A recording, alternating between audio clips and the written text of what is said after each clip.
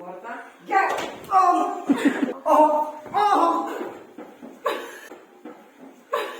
Ένα, δύο, τρία. Τι αηδίες είναι αυτές! Σάντουιτς! Θα αποφασίσουν ποιο έργο θα ανεβάσουμε του χρόνου. Πού είναι? Αυτοί θέλουν να ανεβάσουν μια μαλακία. Τα μωρά τα φέρνει ο Πελεκάνος, ο Πελαργός. Μη μου πείτε, ξανά επανέρχεται, ξανά. Όχι. Μία τρομαγμένη όλοι.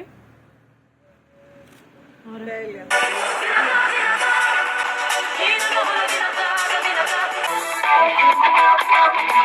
Πάμε.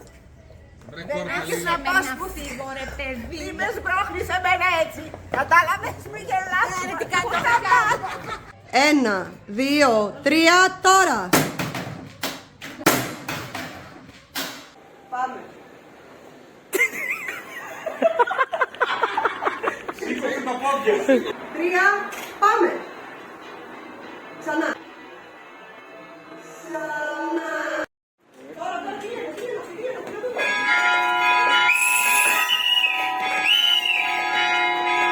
Συνέχισε την παρακολούθηση πεζής. Κάτσε.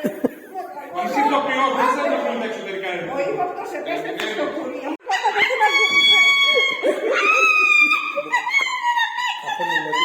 Είδα τα αίματα. Καλά, εγώ δεν ξέρω αυτά. Εγώ είμαι περνοδούλης με τσαφάει. Και γυρνάει και λέει ο εξωτερικαταβρατισμένος. Να σου ρίξω μία...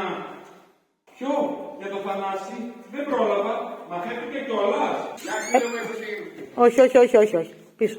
Όχι ρε γαμώτο. Καλό. Εδώ λέω τους κληροκοκειμένους, ναι. Σαφάκι! Άκου να σου πω η τάμπουρα. Τεινάζω το χαλί. Έλα τώρα, Σόφη, είσαι η μοναδική κληρονόμος της. Καλά, εγώ δεν ήξερα καν ότι έχει κάνει παλιά διαθήκη. Εγώ εκείνο το βράδυ έφαγα χινό. Το βράδυ θα φάει αχινό. Εγώ πάλι αισθανόμαι εκείνο το βράδυ, έφαγα μία γαριδούλα. Εγώ πάλι αρχιφύλαξη και το βράδυ είχα μια γαριδούλα. Δεν με έχετε δει έξω φρενών, γι' αυτό το λέτε. Να παίρνω το σαπό και να το πετάω σαν τη Ζήνα.